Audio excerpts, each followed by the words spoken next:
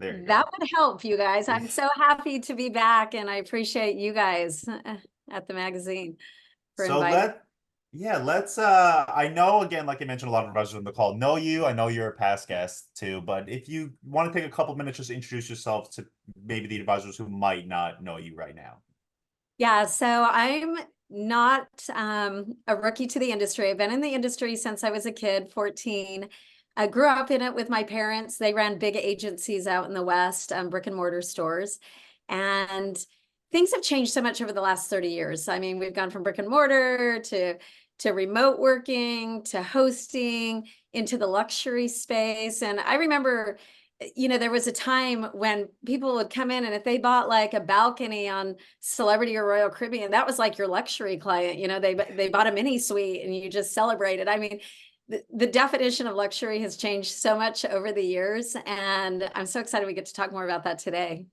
Yeah, so we're going to talk a little bit about that, a little bit about the definition of luxury. I want to ask you a couple questions about demand Yeah, and things like that, and then hopefully we'll get into like Ralph mentioned the sales strategy. But let's talk a sure. little bit about demand. Um, it seems like post-pandemic, particularly now post-pandemic, I guess we're 4 years more since the initial headlines. It seems like the demand for luxury travel is as high as it's ever been before.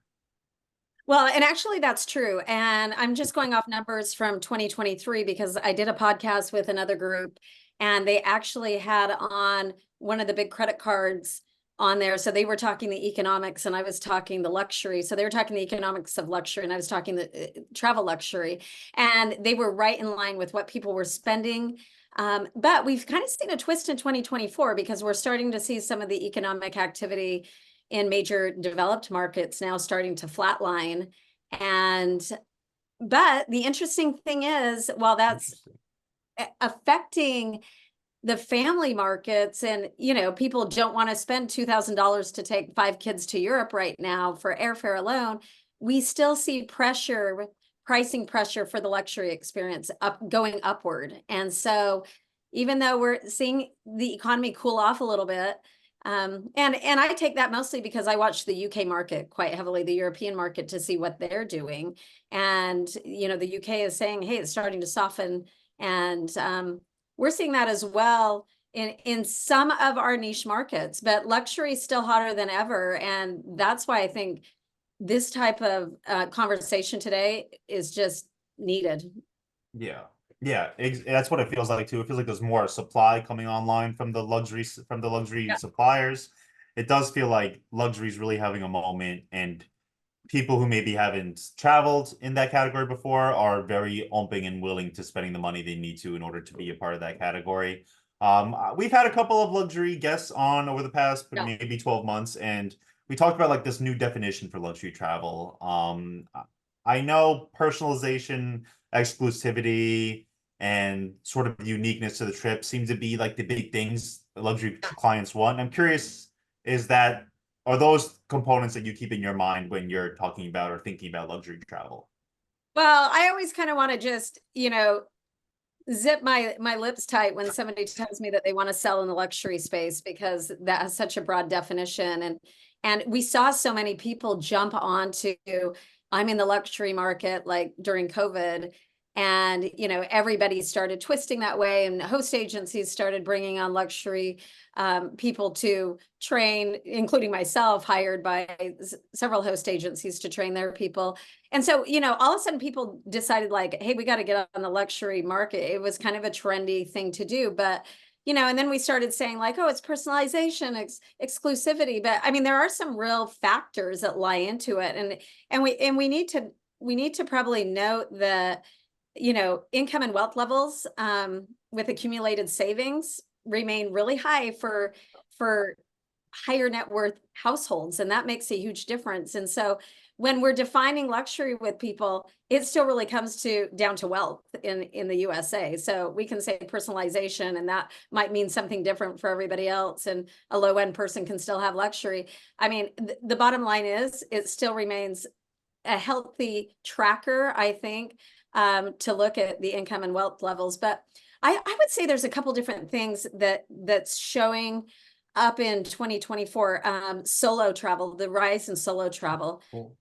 And that's because in the 2023 census data, and I'm a former college professor in travel and tourism with a master's degree. So here's where the geek side comes out in me. But, all of a sudden right now we have a quarter of US households now who have just one person living there, who single or solo for one reason or another. And so now we're seeing a big twist in the luxury market to cater towards those solo people. And that means price adjustments as well, because solo travelers don't like to pay for two people just because they're solo. So we're seeing a boom in that. And you'll see that with a lot of different, companies coming out with different things to attract that solo marketer. And that could be something that you guys on this call are could be attracting as well, as that solo. I have so many single friends. I'm 55 years old. They divorced well. They want to travel, and that's a hot place to be. Women and men, just not women. Okay. The other thing I think is really popular right now, wellness travel.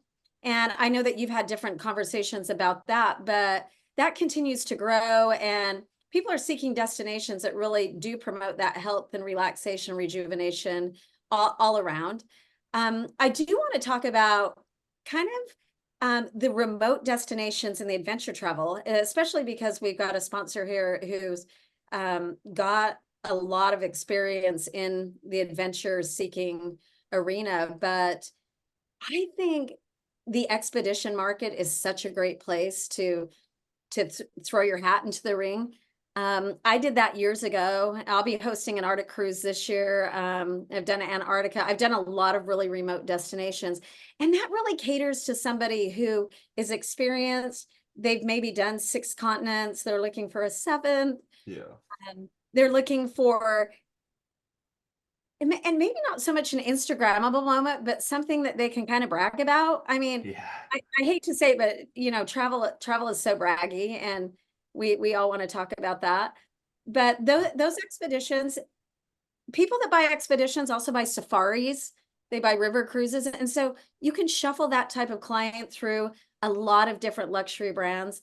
I think another thing that's coming in hot is just the tech enhanced experience. I'm a techie myself, and I feel like people are going to high-end hotels and they want integrated technology. In fact, I almost will not get on a ship if it doesn't have high-speed internet and places to plug in, and but then that also goes against the grain, because some people want to be unplugged, which is another trend.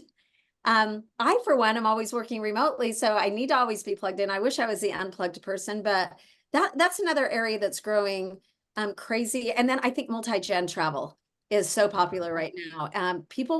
High-end people want to spend their money on their kids now. They don't want to leave it to them. They want to be with them. They want to experience it with them.